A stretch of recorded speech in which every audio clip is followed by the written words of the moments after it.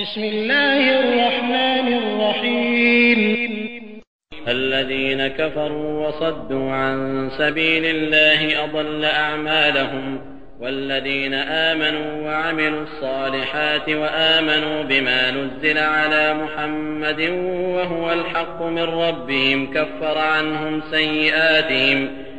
عنهم سيئاتهم وأصلح بالهم ذلك بأن الذين كفروا اتبعوا الباطل وأن الذين آمنوا اتبعوا الحق من ربهم كذلك يضرب الله للناس أمثالهم فإذا لقيتم الذين كفروا فضرب الرقاب حتى إذا أثخنتموهم فشدوا الوثاق فإما منا بعد وإما فداء حتى تضع الحرب أوزارها ذلك ولو يشاء الله لانتصر منهم ولكن ليبلو بعضكم ببعض والذين قتلوا في سبيل الله فلن يضل أعمالهم سيهديهم ويصلح بالهم ويدخلهم الجنة عرفها لهم يا أيها الذين آمنوا إن تنصروا الله ينصركم ويثبت أقدامكم والذين كفروا فتعسا لهم وأضل أعمالهم ذلك بأنهم كرهوا ما أنزل الله فأحبط أعمالهم أفلم يسيروا في الأرض فينظروا كيف كان عاقبة الذين من قبلهم دمر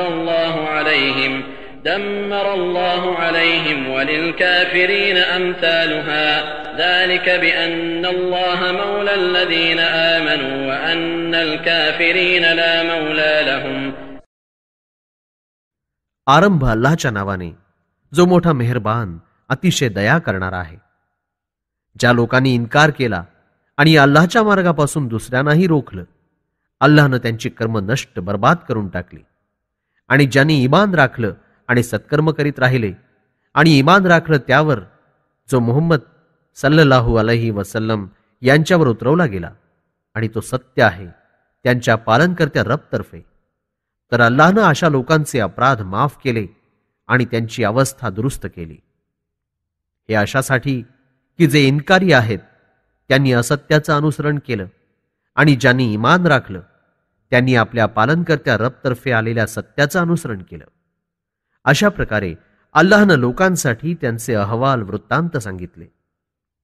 आणि जेव्हा इन्कारी लोकांशी तुमचा मुकाबला होईल तेव्हा त्यांच्या माना उडवा इथपर्यंत की त्यांना चांगल्या प्रकारे चिरडून टाका आणि मजबूतपणे बांधा.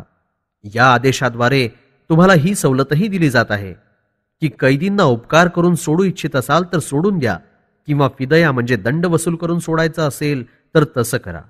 इतपावे तो की लढाईचा जोर तुटावा. अशा प्रकारे अल्लाहनं इच्छिलं असतं तर या इन्कारी लोकांशी त्यानं स्वतःच बदला घेतला असता. पण तुम्हाला एकमेकांशी परीक्षेत टाकणं हा त्याचा हेतू होता. आणि जे लोक अल्लाहच्या मार्गात ठार केले जातील, अल्लाह त्यांच्या कोणत्याही कर्माला वाया जाऊ देणार नाही. अल्लाह त्यांना सफलतेच्या मार्गावर त्वरित चालवेल आणि त्यांची सर्व कामं पार पडतील आणि त्यांना या जन्नतमध्ये दाखल करेल ज्यांची ओळख त्यांना अगोदरपासून करून दिली आहे. हे इमानधारकांनो, जर तुम्ही अल्लाहच्या दीन धर्माच्या मदतीकरता उठून उभे राहाल तर अल्लाह तुमची जरूर मदत करेल आणि तुमचे पाय मजबूत राखेल. आणि जे इन्कारी लोक आहेत त्यांचे पाय उखडतील आणि अल्लाह त्यांची सत्कर्म बर्बाद करून टाकेल. हे अशासाठी की जे अल्लाहनं अवतरित केलं ते त्यांना अप्रिय वाटलं, तेव्हा अल्लाहनं त्यांची सर्व सत्कर्म नष्ट करून टाकली. काय त्यांनी जमिनीवर हिंडून फिरून पाहिलं नाही की त्यांच्या पूर्वीच्या लोकांचा काय परिणाम झाला? अल्लाहनं त्यांना मुळापासून उपटून फेकलं. आणि इन्कारी लोकांकरता अशी अनेक उदाहरणं आहेत.